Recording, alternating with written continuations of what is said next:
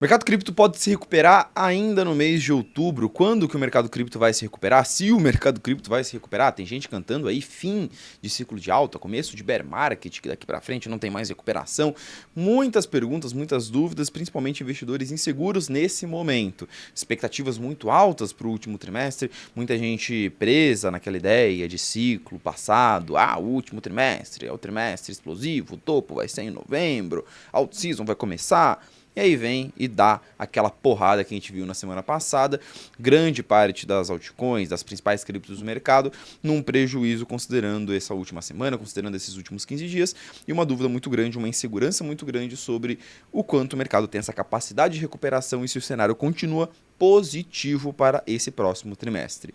Meu antepenúltimo vídeo aqui no canal foi falando justamente sobre como a minha visão para o último trimestre era positiva. E aí vem o presidente Trump, solta um tweet, acaba com toda a minha análise. Eu vou revisitar essa análise aqui agora e discutir se o mercado tem capacidade de recuperação, se deve se recuperar, se o cenário continua positivo. E falar um pouco também da perspectiva para essa segunda quinzena do mês de outubro, aproveitando que a gente está na metade do mês. Para que no final do vídeo você consiga reavaliar a sua carteira e investir em cripto do jeito certo, que é o meu foco, meu objetivo aqui do canal. Então, enquanto roda a vinheta, se é isso que você está procurando, considere se inscrever aqui e deixa o like no vídeo.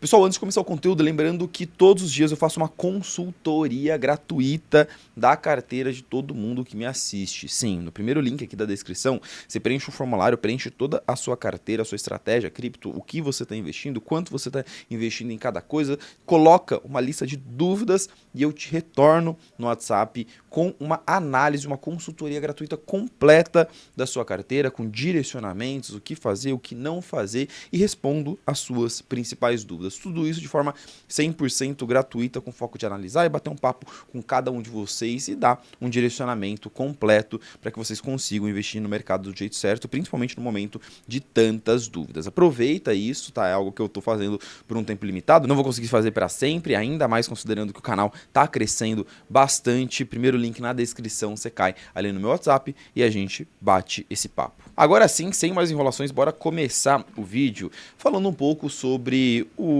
cenário para esse último trimestre do ano de 2025. Eu trouxe esse alinhamento de fatores positivos para o mercado cripto no penúltimo vídeo, no vídeo que eu fiz semana passada aqui no canal, falando que o último trimestre tinha um alinhamento muito grande de fatores que muito provavelmente fariam com que fosse um trimestre positivo para o mercado. Que fatores são esses? Uma sazonalidade positiva para a cripto. Normalmente os últimos trimestres do mercado são muito bons, então isso já deixa o investidor naturalmente animado. O corte de juros, né? Os cortes de juros que tendem a acontecer nesse último trimestre. Um aumento de liquidez grande no mercado, M2 continua subindo, a tendência é que a liquidez para ativos de risco melhore, vou falar mais sobre isso.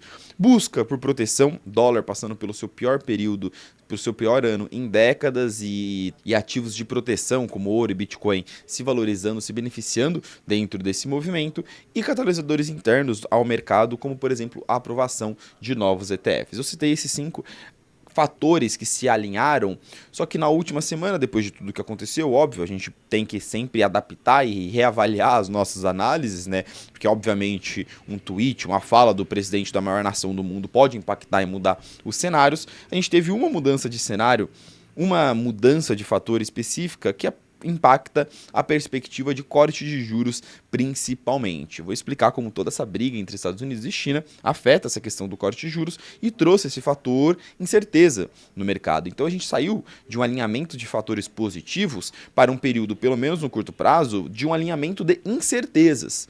Por quê? Porque a gente teve a escalada desse conflito entre Estados Unidos e China, a briga que antes não era uma briga, que antes era uma paz momentânea entre os dois países virou de novo um conflito, a paralisação do governo americano, que parou de funcionar também na semana retrasada, isso vem começando a trazer impactos no mercado cripto, e uma incerteza, o começo de uma incerteza em relação à decisão do Fed, a decisão de corte de juros. Calma, Gabriel, como assim incerteza em relação à decisão do corte de juros? Vamos falar sobre cada uma dessas incertezas e como que elas estão trazendo um cenário de pessimismo e cautela no curto prazo. E se a visibilidade é que isso atrapalha os fatores positivos do último trimestre, do longo prazo, ou se tende a ser só uma nuvem negra passageira. Vamos começar falando então da briga entre Estados Unidos e China, que começou na semana passada, quando a China anunciou algumas restrições contra exportações de produtos para os Estados Unidos, principalmente terras raras, que são componentes importantíssimos dentro da indústria de tecnologia e dentro da indústria militar nos Estados Unidos, e isso trouxe uma escalada de um conflito, de uma tensão que não era vista há muito tempo entre os dois países. A gente sabe que os Estados Unidos e a China estavam em negociação depois de terem pausado a tarifa bilateral, na verdade, entre os dois países. Eles pausaram essas tarifas e começaram uma negociação para chegarem no meio termo. E depois que a China fez esse movimento de impor algumas restrições contra exportações contra os Estados Unidos, o Trump reagiu falando: olha, não gostei, você mentiu para mim, estou impondo aqui agora 100% de tarifas contra vocês a partir do dia 1º de novembro e eu vou colocar também restrições, controle de exportações contra todos os softwares críticos. Então, se você mandar chip para cá e eu produzo equipamentos com esse chip, eu não vou exportar também, eu vou colocar restrições na exportação desses equipamentos para vocês. Enfim, aquela briga que a gente sabe que é comum, aquela tática de negociação que é comum, considerando o presidente Trump. De lá para cá, desse evento para cá, a gente vem observando um mix de notícias, manchetes, que traz uma volatilidade no mercado. Nós passamos a ver um mercado direcionado por indicadores macroeconômicos, que era a visualização dos últimos 2 meses praticamente, o mercado reagindo muito a qualquer indicador macroeconômico que saía, para se tornar um mercado muito volátil e muito sensível a notícias relacionadas a essa conversa, a essa negociação entre Estados Unidos e China. Então o foco do mercado mudou, mas ele se manteve, na verdade piorou a sua sensibilidade, o quanto o mercado ficou reativo a notícias. E o ponto negativo disso é que toda essa relação Estados Unidos e China, e ainda envolvendo o Trump, envolve muita volatilidade de postura, de falas, de manchetes.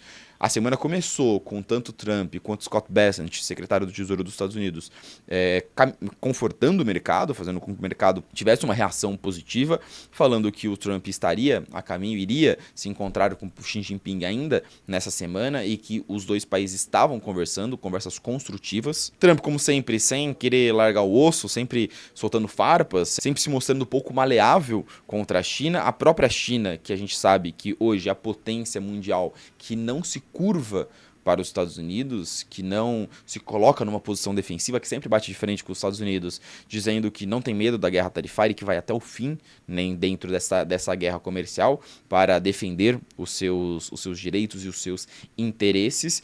E o próprio Trump, né, falando: se você vai agir assim comigo, eu vou encerrar as negociações.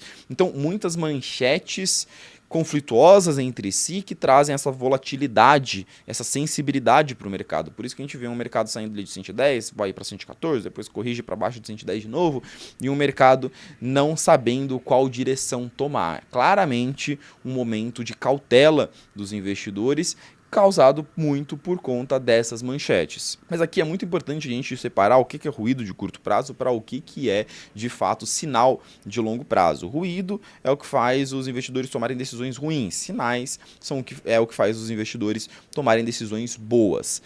Dentro do playbook ali, do manual de negociação do Trump, eu diria que a gente está na fase 2. A fase 1 é a ameaça. É basicamente você fazer uma proposta absurda, você atacar, é você ameaçar o seu amiguinho. A segunda fase é você dar um passo para trás e falar: viu, se eu quiser eu te ferro, agora senta aqui e vamos negociar. Então você tenta colocar o cara com as costas na parede para colocar ele numa posição de negociação pior e aí sim sentar para negociar. A gente viu isso no começo do ano, anuncia tarifas completamente abusivas contra todos os países e depois fala: peraí, vou pausar essas tarifas por 90 dias, vocês têm 90 dias para vir até mim. Vocês têm que vir até mim porque vocês estão acuados. Trump tentando simular essa mesma tática de negociação contra a China, mas a gente sabe que a China não se sente acuada e ela bate de frente também. Então fica essa briga, essa guerra de titãs aí, essa guerra de potências econômicas. O segundo passo é o passo que a gente está agora. Se está recuado aí, eu vou pausar e eu ia implementar minhas tarifas, mas elas só vão ser implementadas aqui dia 1º de novembro, a gente tem até lá para dar uma conversa, vamos sentar, vamos conversar. A gente está nessa fase. A gente sabe que a terceira fase é a fase do acordo, que aconteceu com grande parte dos países ao longo do ano de 2025. Trump chegou num acordo tarifário, num acordo comercial benéfico para os Estados Unidos, com boa parte dos outros países do mundo, e muito provavelmente vai chegar com a China também. Óbvio, não vai ser algo que a China vai sair prejudicada disso, porque a gente sabe que eles não estão dispostos a colocar o braço a torcer, mas a chance de uma ruptura, isso aqui não sou eu, Gabriel, que estou falando, porque o meu foco não é análise geopolítica, mas eu tenho especialistas geopolíticos dentro do meu time, que é o Carlos Henrique, inclusive o canal dele está aqui na descrição, coloquei aqui na descrição, caso você queira se aprofundar em conteúdos de geopolítica, ele é meu diretor de geopolítica aqui na empresa. O que análise geopolítica, análise política macro dessa situação diz? Que a tendência é que esses países, essas duas potências, se resolvam e cheguem num acordo e que esse conflito de curto prazo se torne uma resolução positiva de longo prazo. Então nós estamos vendo aqui, na minha visão, na minha interpretação, considerando as probabilidades desse cenário, um estresse de curtíssimo prazo, que o mercado claramente precifica com uma incerteza. Por mais que a probabilidade seja de eles chegarem num acordo, o mercado ele possui algum nível de incerteza agora. E mercados, quando ficam com incerteza, quando ficam com receio do que pode acontecer, quando não sabem o que pode acontecer, eles ativam o modo cautela. Então é natural que o mercado esteja mais pessimista nesse momento, ou não tão disposto a estar tão otimista, por conta dessa cautela em torno dessa incerteza. Vê que o jogo de palavras é esse, é incerteza, é probabilidades, é cautela. Beleza, esse é o principal fator. E a gente já chegou numa conclusão que muito provavelmente é ruído de curto prazo versus sinal positivo de longo prazo. Ok, entendemos a situação dos Estados Unidos e China. Vamos para o próximo passo, que é falar um pouquinho sobre como a paralisação do governo americano está afetando o mercado. O governo americano está parado, gente. Não sei se todo mundo está a par disso, mas está em greve ali. Depois de um desacordo ali entre os partidos democratas e republicanos em relação ao orçamento do governo americano e algumas pautas dentro desse orçamento, eles resolveram entrar em um shutdown, em uma paralisação, até que cheguem num meio termo, beleza? A gente já está há mais de uma semana aqui, quase 10 dias, com o governo paralisado, sem funcionamento nos Estados Unidos, e agora o mercado já precifica que essa paralisação, essa greve, irá durar 37 dias. É o que o mercado está apostando. Aqui, obviamente, a gente sabe que tem muito insider trading nessas casas de apostas, né? Muita gente que tem informações privilegiadas, mas a grande verdade é que é um tiro no escuro saber quanto tempo o governo vai ficar paralisado, porque isso envolve muito um conhecimento de pautas internas da Casa Branca, que é um tipo de conhecimento que é muito difícil, um tipo de informação que é muito difícil da gente ter acesso, a gente acaba ficando na mão de jornalistas que acabam divulgando esse tipo de informação. Fato é, hoje o mercado aposta em 37 dias de paralisação, ou seja, essa paralisação iria até meados de novembro, se configuraria na maior paralisação da história do governo americano, o que é bastante coisa, só que tem um probleminha aqui. Enquanto o governo americano está paralisado, dados macroeconômicos não são divulgados. Então a gente já está há 2 semanas sem dados econômicos sendo divulgados nos Estados Unidos.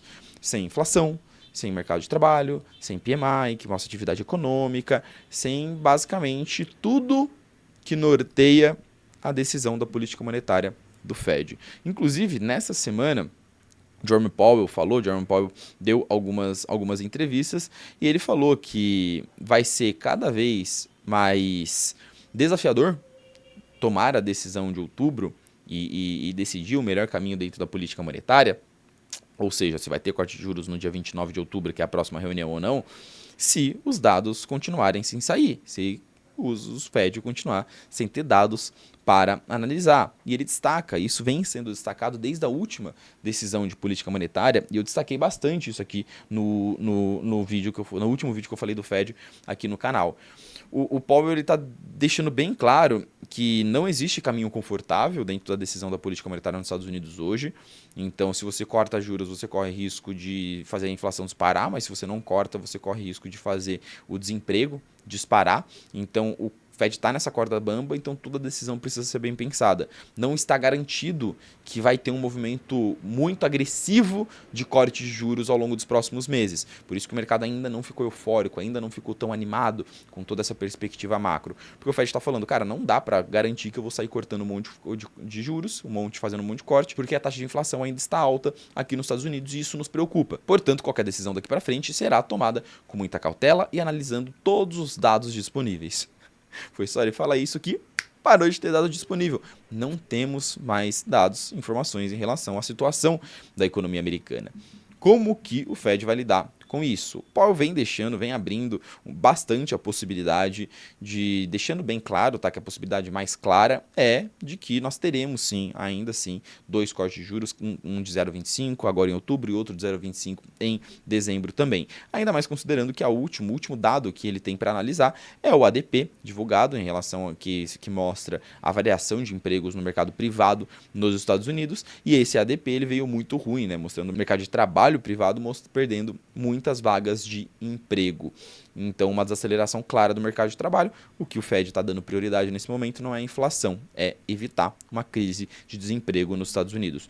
Considerando que esse é o último dado divulgado, a gente continua com a maior chance de nós termos o corte de juros agora no final do mês.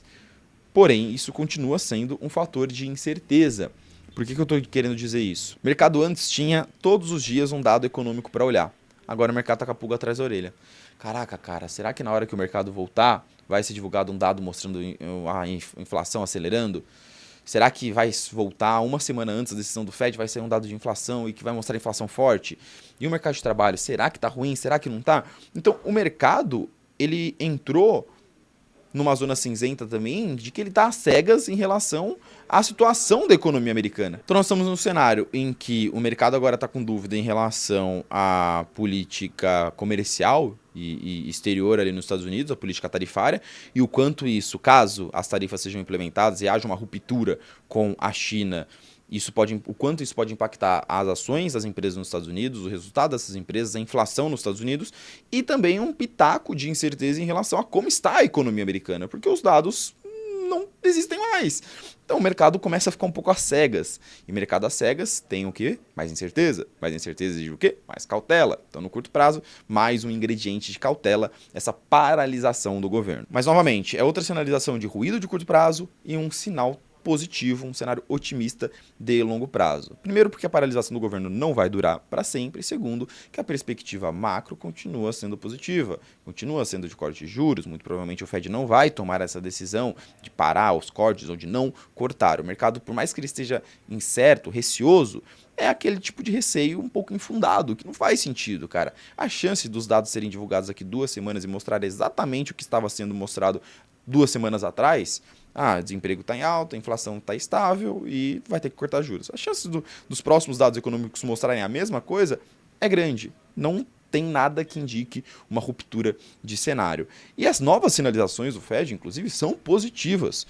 O próprio Powell, nessa semana, citou um pouco sobre o fim do quantitative tightening, que é um movimento que o Fed vem fazendo desde 2022. Isso aqui é algo relevante e positivo para o mercado. O quantitative tightening é um movimento do Fed enxugar liquidez disponível no mercado. Ele injetou muita liquidez, muito dinheiro nos mercados, principalmente no mercado de bonds, no mercado de renda fixa nos Estados Unidos, no mercado de dívida nos Estados Unidos ao longo dos anos de 2020 e 2021, e nesse momento, na verdade desde 2022, ele vem enxugando essa liquidez, retirando o dinheiro do mercado para tentar fazer ali um controle de preços. E a gente consegue ver que esse movimento é o movimento mais agressivo de enxugamento de liquidez na história do Fed. Porém, nós estamos chegando num momento em que esse processo está muito próximo do fim. Primeiro porque as reservas bancárias elas estão chegando num ponto, num limite em que estão ficando bem escassas. Isso pode gerar uma crise de liquidez no sistema bancário americano. Eu sei que é um tema complexo, talvez em outro vídeo com mais tempo eu faça um vídeo só falando sobre quantitative tightening, quantitative easing e o quanto que isso impacta o mercado. Mas fato é, o Fed ele vem enxugando liquidez, tentando controlar, fazer um controle de liquidez, de preços principalmente, no mercado financeiro americano, já há 2, 3 anos, e essa liquidez está chegando no limite, tanto porque o Fed ele já enxugou consideravelmente o seu balanço, ele já reduziu consideravelmente o seu balanço, ou seja, já destruiu muita liquidez, e também porque as reservas bancárias, as reservas do sistema bancário também estão num limite muito grande, estão no menor valor desde o pré-pandemia. Isso pode criar uma crise de liquidez muito grande no sistema bancário americano, e isso o Fed não quer. Então a tendência nesse momento é ele parar com esse enxugamento de liquidez. Gabriel, ele vai começar o quantitative easing, vai começar a imprimir dinheiro adoidado. Não vai, gente, não vai, porque o quantitative easing é, de fato, uma medida de incentivos econômicos e agressivaça. Muito, muito agressiva. E o Fed ele não sabe nem se vai cortar juros ainda. Numa analogia, o incentivo econômico ele vem quando a economia está doente. Você incentiva, como Banco Central, você incentiva a economia quando ela está doente, quando ela está enfraquecida. O corte de juros ele é análogo a você começar a tomar um medicamento para aquela doença. O quantitative easing é você colocar a doença, você colocar o paciente na UTI. É o último passo. Se o Fed nem sabe se vai cortar juros, e o quanto que vai cortar juros, porque a inflação está muito alta, fazer quantitative easing, fazer QE, imprimir dinheiro, é quase que inviável dentro do cenário que a gente está. Por isso que eu venho reforçando bastante a tese de que, pessoal, não vai ter impressão de dinheiro adoidada, o ciclo não vai ser aquela coisa muito agressiva que a out-season vai começar, pode ser um ciclo mais paulatino, um pouquinho mais longo, pode ser um pouquinho mais demorado, porque o Fed não vai começar a QE, imprimir dinheiro que nem maluco e cortar juros a zero do nada, e topo no último trimestre, porque a impressão de dinheiro vai começar. Não vai acontecer. Quando você assistir um vídeo de algum youtuber e ver, principalmente youtuber de cripto, que não entende nada de macroeconomia. Eu sou um youtuber de cripto, mas eu tento estudar ao máximo macroeconomia. Mas quando você ouvir um cara falando que o Fed vai começar o quantitative easing, fecha o vídeo na hora, se inscreve do canal, porque essa pessoa claramente não tem a menor ideia do que está falando. Fato é, até para esse vídeo não ficar longo demais, o Fed está passando boas sinalizações de longo prazo. Olha, nós vamos parar de tirar liquidez do mercado, nós vamos muito provavelmente continuar os cortes de juros, e o mercado em algum momento tende a voltar a interpretar isso, a voltar ao otimismo, apesar de no curto prazo ter essa cautela, essa incerteza por conta da ausência dos indicadores macroeconômicos. Um outro ponto que a paralisação do governo já vem prejudicando é em relação aos ETFs. Eu coloquei um print aqui de uma resposta de um dos analistas da Bloomberg que cobre a questão dos ETFs de cripto, e ele fala, né, que não tem mais deadline para aprovação dos ETFs, porque eles entraram dentro daquele modelo de pedido genérico, né? Eu comentei sobre isso alguns vídeos atrás. Os ETFs que tinham um prazo para serem aceitos, eles entraram nesse novo formato, né, que a SEC aprovou para ETFs de cripto, então é como se eles não tivessem mais esse prazo, tá? Agora não existe mais deadline para aprovação desses ETFs, eles podem ser aprovados em qualquer momento, tá? Isso eu não sabia, era informação nova para mim, tá bom? E enquanto não tiver, o governo não voltar a funcionar, não tem aprovação de ETF. A gente esperava que até a primeira quinzena de outubro, até o dia que a gente está hoje, vários ETFs teriam sido aprovados. Isso não aconteceu. Então é mais um ponto positivo que deve acontecer, mas mais para frente, pelo menos não acontecer agora, enquanto o governo americano estiver paralisado. E aí, somando tudo isso, a gente chega num cenário atual que é um cenário interessante. É um cenário de incerteza e cautela dos investidores, mas ainda assim sem perder o otimismo. Tudo está na máxima histórica, tá? O Bitcoin, obviamente, ele está ali 10%, 15% abaixo da máxima histórica por conta da correção que passou, mas ainda assim, Bolsa Americana, Nasdaq, está tudo na máxima histórica. Ouro está na máxima histórica. Mercado cripto, né? Vamos colocar aqui o Bitcoin, está muito próximo disso. Então, o investidor, ele está mostrando que ainda assim, com toda essa cautela, com toda essa incerteza momentânea que causou uma correção nos últimos dias, ele ainda está com uma visão otimista no mercado para longo prazo. Caso contrário, os ativos não estariam na máxima histórica. Caso contrário, a Bolsa Americana não estaria na máxima histórica. É uma sinalização de que o investidor está apenas parando, está apenas esperando uma visibilidade maior, um cenário de maior clareza para retomar um otimismo mais forte. Catalisadores importantes para o Bitcoin. M2, liquidez global, subindo. Ouro, renovando máxima histórica atrás de máxima histórica, que normalmente são dois ativos que o Bitcoin acompanha, tem uma certa correlação de tempos em tempos. E claro, a perspectiva ainda alta de cortes de juros em breve. Então a gente vivendo um cenário de cautela no curto prazo, mas ainda assim com uma visualização positiva de longo prazo. Somando tudo isso, eu acredito, né, a leitura nossa é de que sim, vale a pena estar bem posicionado no mercado ainda. Nós não estamos próximos do topo, ou nós não vimos o topo do ciclo, pelo menos é a nossa leitura, a nossa visualização aqui, por conta da continuação desses catalisadores positivos voltados para o mercado cripto. A retomada de cripto ela pode ser um pouco mais lenta comparada a mercados tradicionais. No curto prazo, notícias ruins podem fazer com que a correção de cripto seja maior, por conta desse crash que a gente teve na semana passada, investidor um pouquinho mais cauteloso com cripto em específico, mas a tendência, o caminho natural aqui por conta de todos esses catalisadores e por conta desse cenário que não se alterou, é de uma recuperação do mercado em algum momento, que sim, pode ter volatilidade por conta dessa incerteza de curto prazo,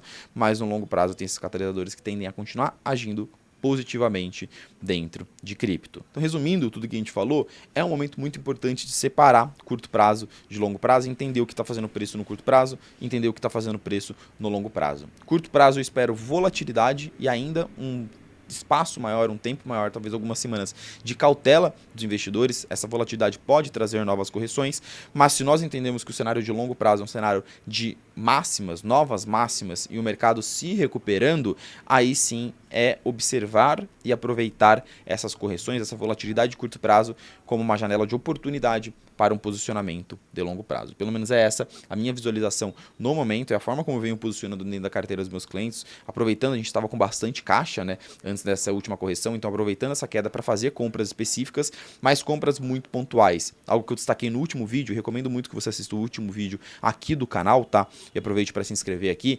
Eu falei sobre o fato desse último crash provavelmente vai deixar o mercado ainda mais seletivo. Então toma cuidado de sair comprando um monte de moedinha, um monte de lixo só porque caiu, porque muito provavelmente esses lixos não vão voltar e essa história de super out-season, impressão de dinheiro, também não vai rolar. A minha visibilidade aqui é de um movimento muito mais gradual e muito menos explosivo do mercado. Mas se vier um movimento explosivo também, a gente tá feliz pra caramba. Beleza, senhores? Mas essa é a minha opinião. Eu quero ouvir a sua aqui embaixo nos comentários e também lá no meu WhatsApp. Lembra de preencher a consultoria gratuita para ter uma análise gratuita da sua carteira e bater um papo comigo no WhatsApp. E também, claro, se gostou desse conteúdo, dos últimos vídeos aqui no canal, lembre-se de se inscrever e deixar o likezinho. Te espero no próximo vídeo.